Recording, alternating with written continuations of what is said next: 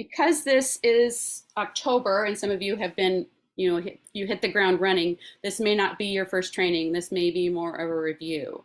I'll get into as much detail as you need through your questions. If you don't hear the answer, as we're going through here and I've moved too fast, we'll follow up with it. What I want you to come away from this training with is three basic things. You need to be able to identify the basic roles and responsibilities of your job as the local PTA secretary. Understand what to record in the minutes, because that's really probably the meat and potatoes of your job, is recording the minutes. As they say, if it's not in the minutes, it didn't happen. And finally, to understand how important the minutes are and how important it is to keep these records somewhere that is safe and accessible for years to come. They are the legal documents of the PTA, and they never go away. So as long as they're handled correctly, they're always, you can go into your local council or your local unit even and look back 50 years, sometimes more. I mean, some of you may be like me and be in schools that have been around for more than 100 years. I was just at the PTA closet this morning looking through some records, and there are some things in there from the 20s. It's fascinating, but it's really important. Hopefully you'll be able to look like this and not like this. And one of my main takeaways from tonight, if you remember just a few things, please remember this. Finishing your minutes the day or within 24 hours or so of the day of the meeting will help you out so much, because you're not just relying on your own memory. You may find that when you're going through to do the backup, to do your minutes and to review what you've taken down maybe in haste during the actual meeting, you may have missed something or not sure about how to spell a name, or did I get that number right? If you need to reach out and ask someone, then you have to rely on their memory as well. So the closer to the actual date, the better for everyone. It's really hard sometimes to remember the details later on. So your basic job, as I said, the meetings and agenda, the minutes, those are the things that you probably think of first when you think of your reporting secretary job. But it's just as important to be ready before the meeting and to follow up after. So to get yourself prepared, sending out meeting notices. I've been a recording secretary with different presidents who like to do it different ways. So it's a good idea to have a huddle early on and just say to your president, hey, how do you prefer to do this? I've never worked with a president who didn't do their own agenda. It may be different in your unit. Maybe your president wants to do that in association with you, or maybe they prefer to give you that admin role, send the agenda to you and have you distribute it to your unit. My experience has been that the president who likes to have that job and take it on. So just be on hand, ready to support if they do need you to do that. Usually the way it happens is the president will send the agenda out to everybody who's going to participate in the meeting, and the recording secretary can follow up by adding on, all right, here's the minutes from our past meeting for the review of every participant. And that's also usually the time that the financial team might also reply to the same meeting notice and say, and here are the financial records that we're going to review at that meeting, so that everybody kind of has it linked in the same chain, if that makes sense. So the second bullet here, to work with the president and others to develop the agenda, may or may not be necessary for you. That might just be handled. Sending out copies of the agenda and the draft minutes, usually it's just going to be the minutes that the reporting secretary is in charge of. All right, so what is on the agenda? Usually these are the items you're going to see. Following the meeting tonight, I'm going to send links for all kinds of things. I'm going to send you sample of what an agenda looks like according to based on the PTA toolkit from California PTA, and it will have all of this information on it that you can refer back to. Your president will have it, you'll have it in case you need it. So these are usually the things that you'll see. It's a good idea when you're developing your personal minutes to go off of the agenda. So once the president has sent you the agenda, or you worked out that together, you can ask, or you can then create the draft of the minutes that you're going to take. Now that assumes that you're going to be using, typing it rather than writing it, which is not an assumption that I should put out as a blanket statement. Some of you may choose to do it by hand. I don't know if anybody wants to do a show of hands of anybody who likes to do it by hand. That's perfectly fine. If you write faster that way, if you have a hard time keeping up on your laptop, or if you don't want to bring a laptop to the meeting, maybe you have physical meetings, maybe you have online meetings. It doesn't matter whether you're handwriting it or typing it. I just prefer to save a little bit of time. I create myself a document before I go in off of the agenda so that I can just populate those categories as we go. All right, what to bring to a meeting. I got some questions before during the registration, so I just wanted to address those. Thank you, Kathy, for sending in your question about how to prepare the recording secretary. Some of you may be presidents or taking on different roles, and maybe you're just wondering how to prepare your secretary for this job and what kind of materials they need. It's a great idea to have everything on this list for your secretary. And if you are the secretary and you don't know where to get it, ask your president, ask your parliamentarian. So let's go through it. First of all, you're going to need materials for taking minutes. I like to use a laptop. Other people prefer to take minutes by hand. Either way is fine. The meeting agenda. As soon as you get that from the president, I like to print a copy. Even when I'm at home doing my meeting through Zoom, I like to have a printed copy next to me just in case anything goes wrong. I can't quickly toggle between things or something. I can refer to what's next, what's coming up next. And then, of course, the minutes from the previous meeting. You will already have sent these, circulated these around. If you're doing an online Zoom meeting, you will have sent these ahead of time to the participants of the meeting so that they can take a look at them. If you're having physical in-person meetings, you can bring printed copies and you don't have to send it to your whole association. Okay, so whether you do printed copies or whether you do an electronic version, you're going to need to have the minutes from the previous meeting with you. These are the three main things that you're going to be referring to throughout the meeting. If you have nothing else, these three are vital. Everything else on this list is great if you're putting together a binder that you're going to use as a secretary or you're going to give to your secretary, or if you want to just start compiling these things to pass on to your predecessor, to your successor. Occasionally, correspondence will come in. Some parent or family or member will ask a question that needs to be addressed at the unit meeting, the association meeting, the board meeting, whatever. This rarely happens. I haven't had this experience very often. Usually, if the president can't answer it, it's something the president brings up. But that's a possibility to keep in mind. Motion forms. We will talk more about motions. Motions are the only exception to the rule that you list in your minutes what the actions and not what is said. For motions, whenever anyone makes a motion in a meeting, you have to get that word for word. We'll talk about that more later. So if you like to have a blank motion form that's a hard copy in your binder, that's a great idea. You don't have to do it that way. As you'll see, I have a little asterisk here.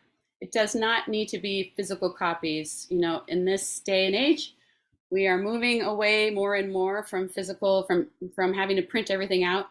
It's perfectly fine to have things open on your laptop, have an extra tab open on your laptop, have an online form that you can populate. If you want to do it that way, have a form that you can distribute. Depends on how tech savvy you are, how comfortable you are using those things. There are lots of tools that you can use besides handwriting. So that is kind of at your discretion. Same with ballots of paper for voting. I'm trying to remember, in the years I've been secretary, I don't think a single time have we ever used paper ballots. That doesn't mean that it won't ever happen for you, but most likely, you know, we have these online polls that we can do. We vote by raise of hands. Most likely you will not need that. I'm just leaving it on the list because the toolkit Uncapped, you know, wants you to be aware that that could be a possibility. Some reference materials that are great to have is one is a list of your members. This gets updated regularly. So again, if you have an electronic copy from your VP of membership, if you are lucky enough to have a VP of membership, that's terrific.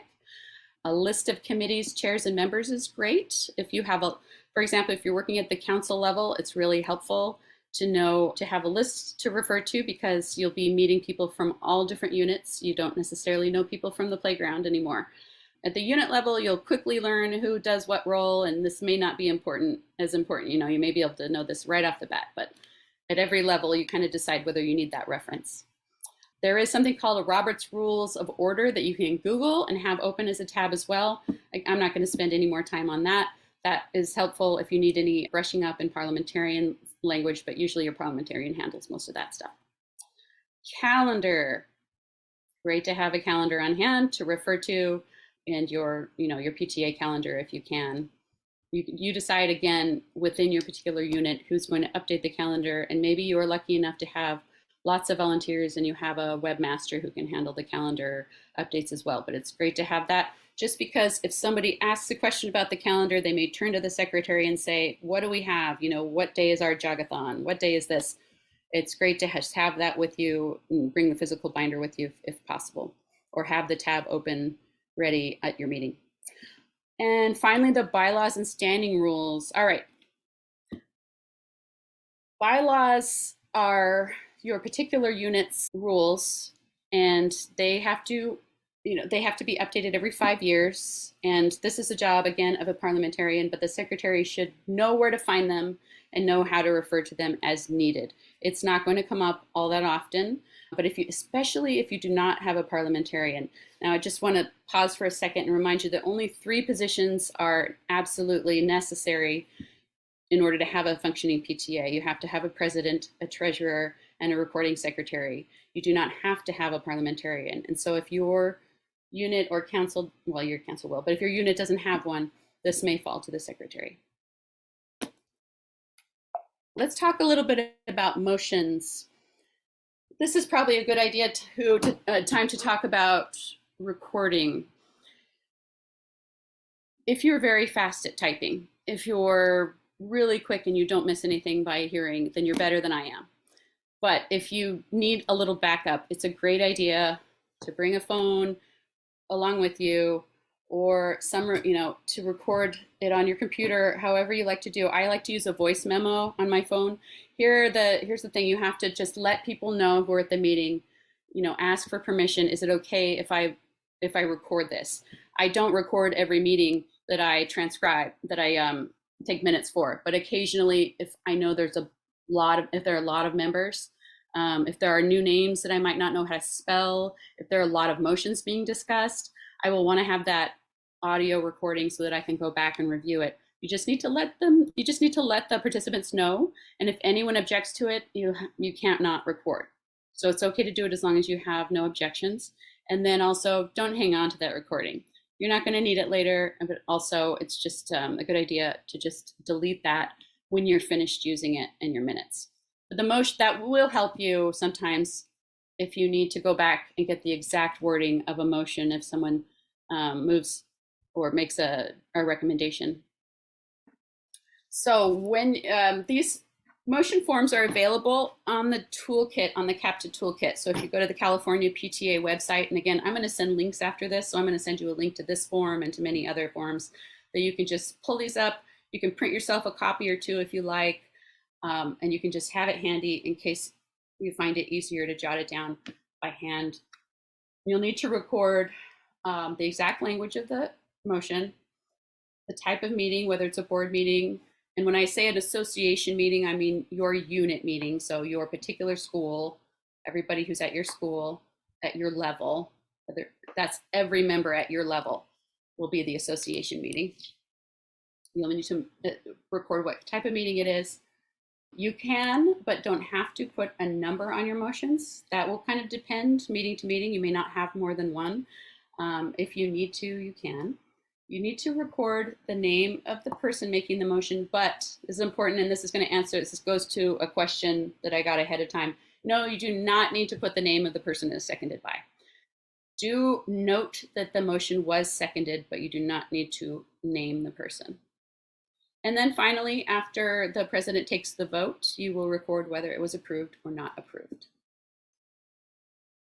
All right, so at the meetings, what else do you do? Take attendance. You will put this in your meeting. Your minutes will include the attendance. Unless, well, at the unit level, this will be true of board meetings. It's not going to be true of every single meeting. If you don't need to take attendance at your regular unit association meetings, but you do need to make sure, you do need to take attendance, but you don't need to write it in the minutes. To verify the quorum, you need to find out ahead of time, work with your president and or your parliamentarian to find out what number of quorum you mean. And I'll get back to that again too, because that's one of those details that sometimes people are a little confused about. It will differ from year to year based on how many members you have, what percentage of people you have to have present to meet quorum. So if you don't have enough people to meet quorum, that means you can't handle the business of the meeting. You can talk about maybe what you have on the calendar, but you can't vote on anything, you can't release any funding, you can't pay any bills. So the quorum is important. You don't need to write down how many people you have to meet quorum, but you do need to note that in your minutes that you met quorum. All right, next you'll present minutes for approval. This will just be an item on the agenda. And it's one of the only times usually that you need to have a speaking role in a meeting. When it's your turn to present the minutes for approval, you will be presenting minutes from the prior meeting. So everybody just gets a chance to quickly look over it. Because you've distributed these hopefully ahead of time electronically, people will already have had a chance to look at it and they can let you know. Maybe they have already let you know before the meeting even started, hey, you didn't get my, you spelled my name wrong, or actually this number was meant to be this number. If somebody catches little things like that, they might let you know on email. Otherwise, they may let you know in the meeting on the physical document that you pass out, depending on whether or not your unit or whether you're meeting in person or whether you're meeting online. Then next would be, you'd be announcing the motions that the board made. So when you're taking the board meeting minutes, you'll be recording the recommendations of the board, and then you will present those to the association so that the full membership can see what the board recommends. Then you will take the minutes, of course. You'll count the votes or the poll, as it may be. Usually it's just if there's usually no opposition and a lot of votes. I mean, occasionally there's some discussion, but it's pretty easy to tell whether, which way the vote is going. So counting votes, you don't need to necessarily record the number of any of that. In fact, I've never recorded the actual number of votes. It's just, you just need to, notice which way the vote goes. And as a recording secretary, you are a voting member of the board. All right, I wanted to say a little more something about what a quorum is, just as a review. It's specified in your bylaws. It's the minimum number of qualified voting members that must be present at the meeting in order for you to legally conduct business. So if you don't make quorum, I've seen this happen a couple of times. I've been at unit meetings where we didn't have enough folks show up at the meeting, and we've had to call in people and say, so-and-so lives down the street, see if they can come over, get them to call into the meeting so that we can meet quorum so we can get our business done. All right. Okay, so as I mentioned before, your agenda is a great place to start out when you're compiling how you would like your minutes to be organized. There's no set form that you have to fill out to create your minutes. It's a great idea to talk to your predecessor, and they can always send you a sample of what the minutes may have looked like in one of their past meetings, where you can take a look. You can maybe go with their formatting if you want to maintain the continuity there. But if you'd like to create your own agenda, maybe you have really mad skills in this area and you can clean it up, make it look more readable, however you'd like to format it, that's kind of up to you. I like to go from the agenda though, so I make sure that once I have the agenda, I can pull that up.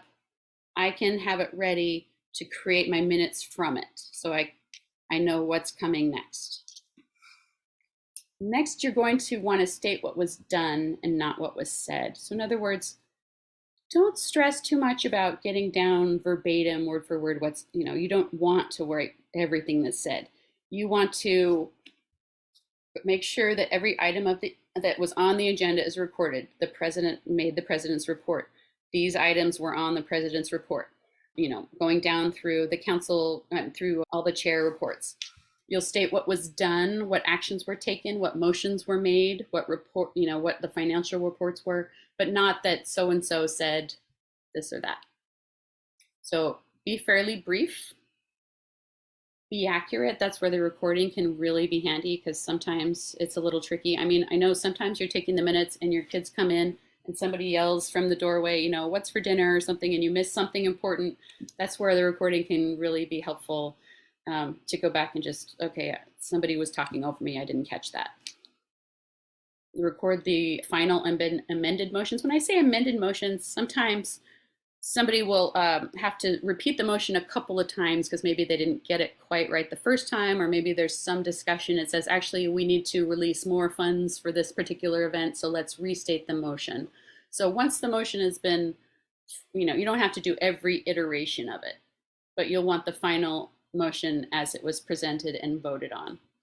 And then, this again is up to you and how you want to format it, but try to make it as readable as possible using a separate paragraph for each subject on the agenda. We talked about that. Here's a sample motion. One thing that I had started doing after my predecessor gave me this advice, and I found it really helpful because it makes it easier when you're kind of going back through the past meetings and trying to pull up the important stuff to repeat, that you're going to present at the next meeting. But you can use all caps, you can use bold. Sometimes I'll even highlight just so I, have that right up front. You can even move the recommendations up to the top of your minutes if you need to. Just want to make sure, because those are some of the most important parts of the meeting. That's kind of the reason for having the meeting oftentimes is, to take actions, and the motions record those actions. So they went with something like this. Okay, so what will be on your meeting minutes? The type of meeting, name of the association, date, time, and place, when it was called to order. A pro tem officer would be someone who is filling in for someone else. So if maybe you're not able to attend a meeting and you need to appoint someone in your place, they can be appointed a pro tem recording secretary in your place to take notes, or the same can be true of another council position. All right, quorum, you need to just note that it's been met. And then your speaking part will be to present the minutes to the meeting. Once they've been approved, then you can move on, just take note of that in the minutes and move on. Then you'll make a summary of the reports. Again, not everything that's said, just the basics of what was touched upon. The wording of the motions and their makers, but again, not the person who seconded. You do not have to take that down.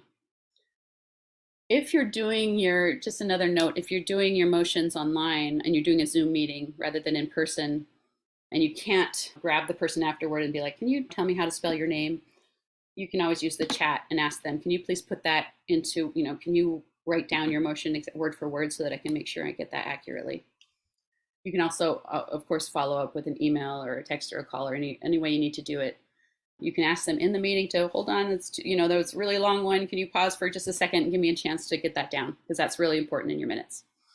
Any unfinished business or new business? Rarely is there any unfinished business. I can't think of a single time. So that's just new business will be, and announcements are just keeping track of your calendar. Just have an idea of what's coming up next.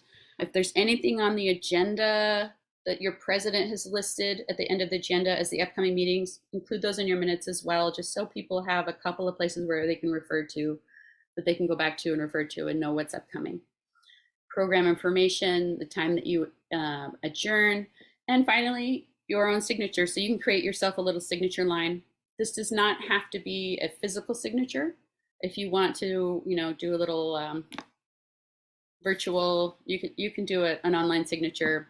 I do mine with I pick a color and a font just to show differentiate it from the rest of the text. Do not need to include the following. I think this probably goes without saying, opinions and judgmental phrases. Any motions that are withdrawn, don't worry, you do not have to record those. What's meant by flowery languages, you just need the basics. You want to keep this pretty streamlined. Detailed reports, not important. You just want the basic, you want to report what was talked about, not what was said. Transcripts of the meeting, no, you're not going to do that. You're going to delete any recordings that you do as soon as you're done using them. You're not going to discuss anyone else, especially by name. And again, this is the third time, do not have to write down who seconds a motion. After the meeting, type up those minutes right away. If you already typed them as you went, take a minute and go back through. Make sure that if you are cutting and pasting from any past documents that you update them. I'm a big culprit of needing to go through 2 or 3 times and make sure that I didn't leave in a past date on there, that I didn't leave in a past financial number. That if you're using your former minutes as a template to save yourself time, that's fine. Just make sure that you have gone over everything and updated it to the current meeting. Any materials that are distributed, you're going to gather those up and keep hard copies of them. If you're doing it virtually, you can print them at home. Here's another side note. If you find yourself doing printing at home, this can get very costly. So your PTA should have set aside funds to reimburse you for ink and for paper as you needed. You'll provide a draft of the minutes for review prior to the next meeting. Now again, I talked about this at the beginning. Let me just circle back to that. When your president sends out an agenda, you can follow up, reply all, and say, for that meeting, here are the minutes from the prior meeting for your review. And that's also when oftentimes the financial team will kind of tag on and also reply all and say, and here is the treasurer's report, and here is the budget. So anything else that needs to be discussed at that meeting, just for the participants. So Krista, if your minutes are approved in the meeting, Krista, may I ask a quick question? Please. That's yes, germane to I this. feel like I've just been talking and talking. Please. No, this is wonderful information. Thank you. Really appreciate your expertise. A question just came in that's very specific to what you're talking about right now, and that is, can unit meeting minutes be approved at the board meetings or only unit to unit? Okay, great question. Yes, they need to be unit to unit. So you can only approve or correct minutes for the group that was present at that meeting. I hope that's clear. So if the corrections if there was a mistake on the minutes that you took at a unit meeting, you're at your elementary school PTA meeting, there's an error on there, only that unit can make a correction on it the next time. So you're going to present the minutes from that meeting, and that unit you'll make the corrections there, and you'll let everybody know, and you'll make a record in your, and we'll get to that in just a second, what that will look like. But yeah, it needs to correspond to the meeting where it was, the corrections and the reports, the approvals, only for the people that are participants of the meeting. Does that make sense? All right. So the way it looks, if you haven't already, you've probably already been through this once or twice, so you've seen how it looks. But if not, the way it looks usually is you'll get to that point on the agenda where the president will say, and now our recording secretary is going to present the minutes. You'll do so. You give people 30 seconds or so to take a look through, and they've already had time ostensibly to look through ahead of, even before the meeting. Give them a few minutes to take a look. If no one has any objections or corrections, then you'll take a vote and it'll be approved, and then you'll move on. Or it's not a vote necessarily, but you'll, as long as no one has any corrections, the president will declare that they can be adopted. So you will adopt them for filing. All right, if there are corrections, we'll get to that in just a minute. Once the corrections are made, where you sign it at the end and say, approved, you'll say approved as amended. And then you'll file them and give a copy to your president. In terms of giving a copy to your president, again, this is going to vary a little bit depending on what you decide in your group, in your board, is going to make the most sense. Your president may want you to email them directly with a copy of the final approved minutes with your signature. I don't know. It's never been the case for me. In my case, we've always kept a shared drive that the president has access to and the secretary has access to, and most likely the treasurer has access to if needed by the board. Just the three of those positions are usually the only ones who need to. So when the president needs to pull up the minutes and take a look at something or refer to something, they don't have to contact you. They don't have to go look through all their emails and comb through and find, where you attached it. They can hopefully just go into that shared drive, and you will have labeled it with the correct date and the type of meeting, and you don't have to be, on hand. Sometimes it will happen that you'll get a call from the president and say, hey, I need to know this right away. Are you available? Can you send it to me? And you can send them the minutes. Or maybe you need to get back home before you can do it. It's really helpful if you can set this up ahead of time. And that's why I would also recommend, if you haven't already, I know I'm going to be at the presentation of the forms and drives and everything to see what new things I can learn. So if you want to register for that training, I think it's tomorrow night. Anyway, there's one coming up really soon. it would be great to register for that, depending on how tech savvy you are. Or maybe you're very tech savvy, but you haven't used Google Docs or you haven't used the same kind of drive before. Be nice to figure all that out so that it just saves you time in the end. All right, so then once you file the approved minutes, what I mean by file the approved minutes, save them in whatever drive you're saving them to. If you want to print them out as you go, I like to do both. So I leave that up to you. Then you don't have to print them all at the very end of your term. It's a great idea to print as you go, as they're approved, and then you can keep your own hard copy and you have your copy in the drive for reference. And that's available in case something happens to the hard copy. You can print another one if you need to. Anyway, you just need to, that's an important part, is preserving the documents once you've created them. You don't want to have them, be destroyed and go off in the ether and then it feels pointless. Let's see, we already talked about only the group who created them can approve them or change them. We will talk about preparing the minutes for binding when we talk about the end of your term or the end of the year. All right, a quick note about corrections for the minutes. If you're still with me, my mouth is getting very dry. I'm just talking like crazy.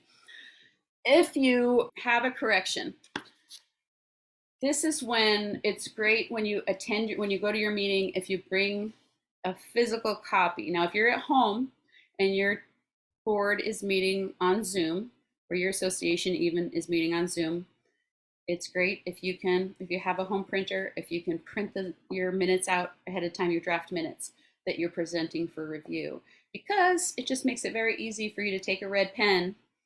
I mean, technically you're supposed to use a red pen. I have used pencil, but you'll want to record directly on your draft, on your printed draft, if you can. If you prefer to do it online, then you can do it just like is shown here on your screen. You can make red marks and just indicate what the change is. You're not going to edit it directly.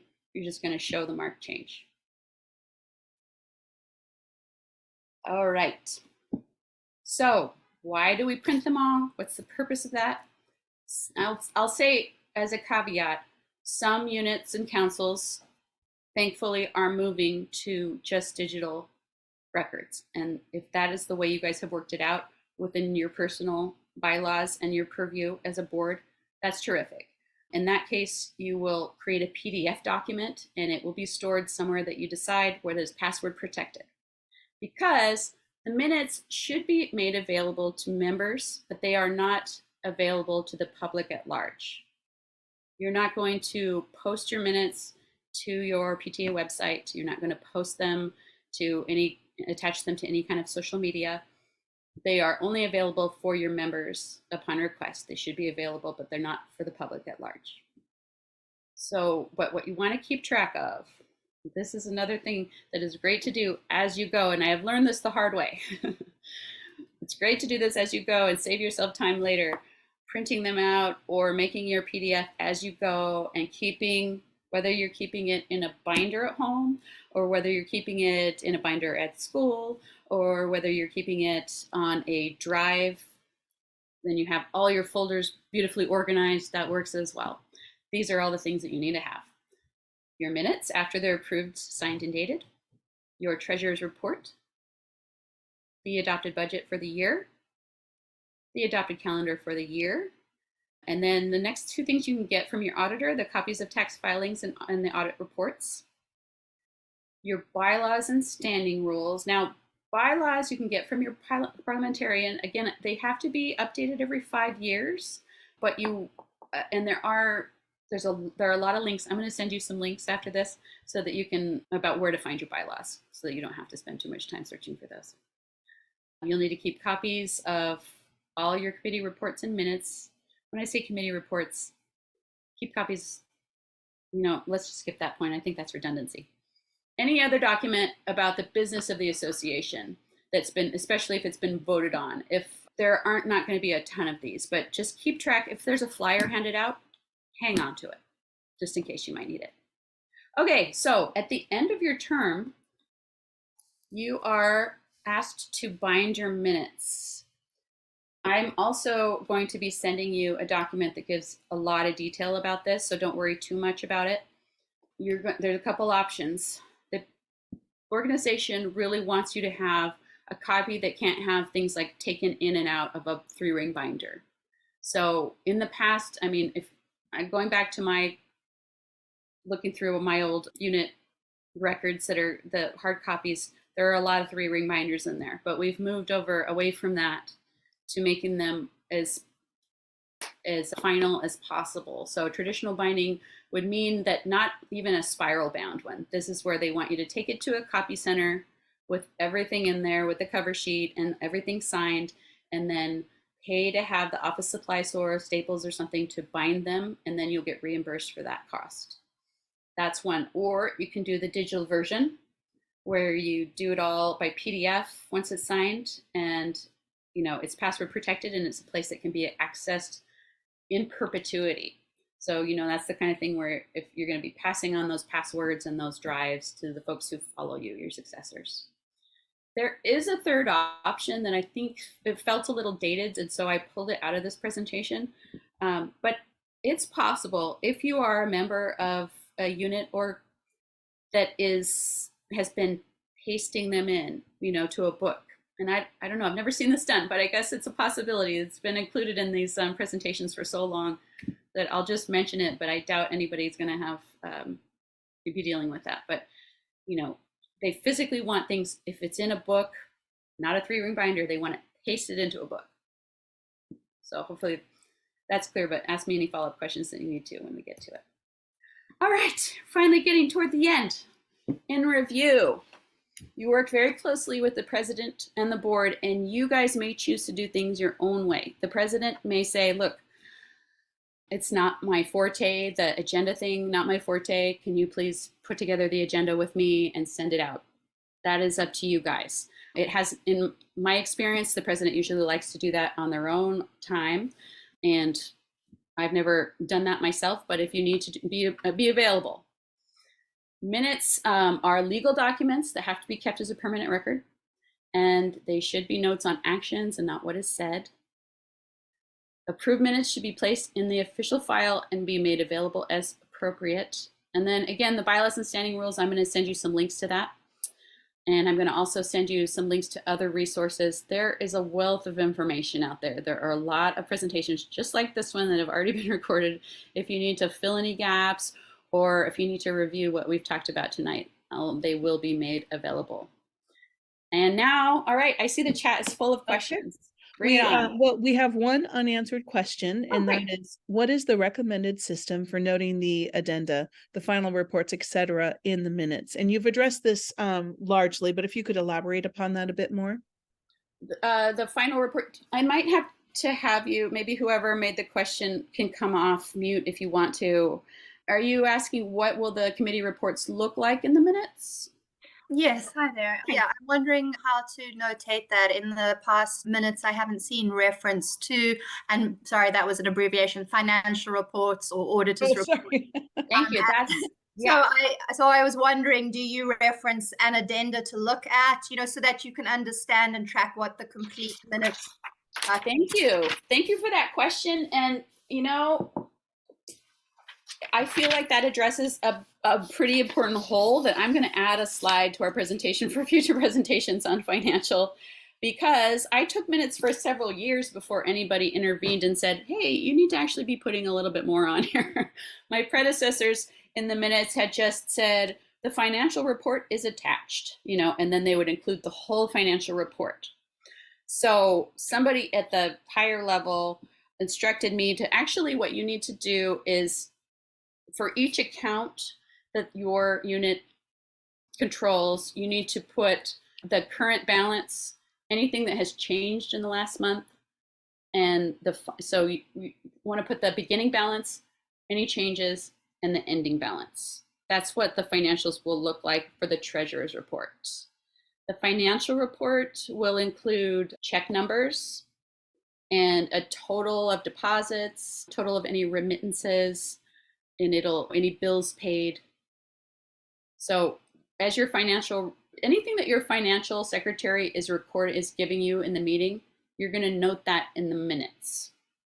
they're most likely your financial team is not going to go through. I mean, certainly they're not going to go through every single item on whatever spreadsheet they're providing. But if they say, they're going to read through, usually they're going to read through, this is the beginning balance for our CD account. This is the beginning balance for our checking account. This is for our savings account. They're going to give you those 4 things. They're going to give you the beginning balance, any changes. So like checks, any money coming in, money going out, and then the final. That's what I mean by those 4 things. So there's beginning, going out, coming in, final. Does that make sense? And then you should also, attach the full report that the financial team has provided you. That will be in the bound minutes at the end. So that was on the list. But if that doesn't answer your question, please, any others about that?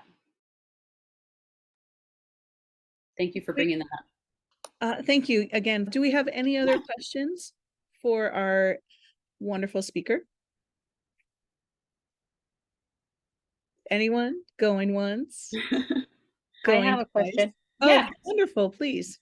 So talking about the financial reports, when a financial report is not provided during that month, do we note that in the minutes, or how will we note that?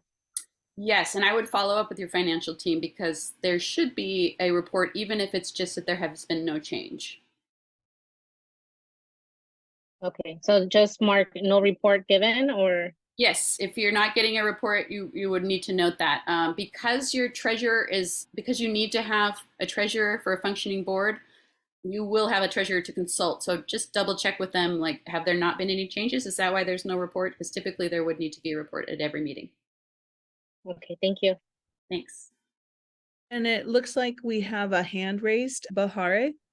My question is actually about the financial report. I know you stated that it needs to be included in the binded complete copy for the end of the year or the end of the term. However, my understanding was that financial records must be kept private. So I know that at our meetings, we do pass around the financial report at the general meeting for everyone to see. And then we collect them at the end of the meeting because we don't like them floating around. Interesting. Could you please clear that up? Yeah. Yeah, that is new to me. They should be available to anyone who is a member. That has never been my experience that they have been collected afterward, but I can forward that question along. I'm going to say what's meant by kept private is just not publicly posted anywhere. You're not going to put it on a website, for example. If somebody comes across, I mean, it's unlikely that someone's going to come across, a printed copy of something floating around. We actually number them. Even we number them, and then like at the end of the meeting, we like collect each and every one of them back. Oh, okay. So yeah, I'm going to put that on my list of follow-ups. That is maybe more than you need to do, but let me confirm that for you because I don't want to overstep. But that I've never. It might just be something that someone chose to do, and it became. Yeah, like, it might become standard. Rules. Yes, exactly. You can go back to your bylaws. It could be that someone just interpreted your unit bylaws really strictly. Yeah, there's nothing in the bylaws that states specifically that the financials made, because I mean, in other PTAs and other school districts that I've been in other states, they're not so strict about it. So I was just wondering, maybe it's. Yeah, I would say you're probably safe not to do that. You're probably one of the only ones who are doing that. It's not standard practice. They are legal documents. However, the members are entitled to copies of them. So it's okay for a member to take that home. You just can't post it anywhere public, if that makes sense. Got it. Thank you so much. I appreciate it. Thank you. Thank you, Krista. Do we have any additional questions from anyone on the forum? Anyone at all? If you have a question, I'm sure someone else has that same question. For sure. Anyone? And you also, I hope, so once you get my presentation, you'll also, if you don't already have it, you will have my email. You can reach out to me as needed. There are so many places to get answers, and I'm happy to be one of them. Thank you so much for being here and for listening to me talk for this long. Krista, do you want to go to your final slide? I believe that has your email on it. Yes, thank you. I'm still sharing my screen, right? Yes, I you changed are. my view. I changed my view, so let's see if I can get to it. There we go. While everyone is taking note of Krista's email, you can also find this on the 33rd District PTA website. You will find this presentation on the 33rd District YouTube channel. And this presentation will be mailed out to everyone. But I want to thank you on behalf of the 33rd District for giving up some of your valuable time this evening. We know how stretched for time every single one of you are on this call, and we thank you so much. I want to thank Krista for sharing this excellent information. And also, I don't know if she's still on here, but Nanette Nolan, who is our Director of Leadership, has been so instrumental within the 33rd District with regards to creating the training forums, all of the logistics behind the scenes, and really bringing the 33rd District into the 21st century technology-wise. So thank her as well. If we don't have any additional questions, we'll let you have the rest of your evening. But again, thank you so much. We are here to support you. We love you all, and we appreciate every one of you and your time. And thank you, Melissa, for making that so much easier for me. It is my pleasure. Thank you. That was really fantastic.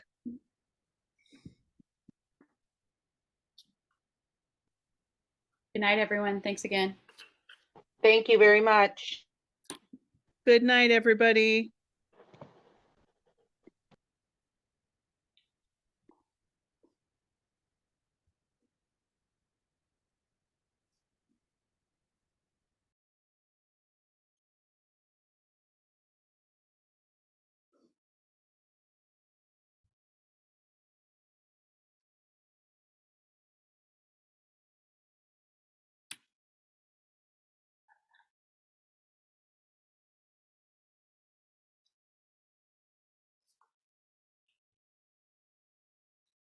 Nanette,